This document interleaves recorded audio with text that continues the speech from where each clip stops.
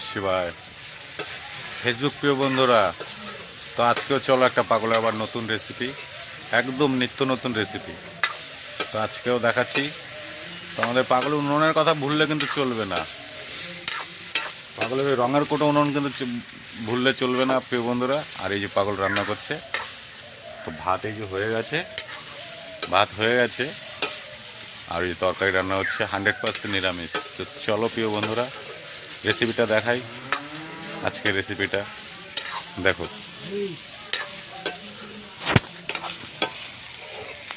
আজকে এখানে রেসিপি আছে প্রিয় বন্ধুরা, এখানে আছে আজকে বেগুন আছে, গাটি কচু আছে, আলু আছে, আবার সোয়াবিন আছে।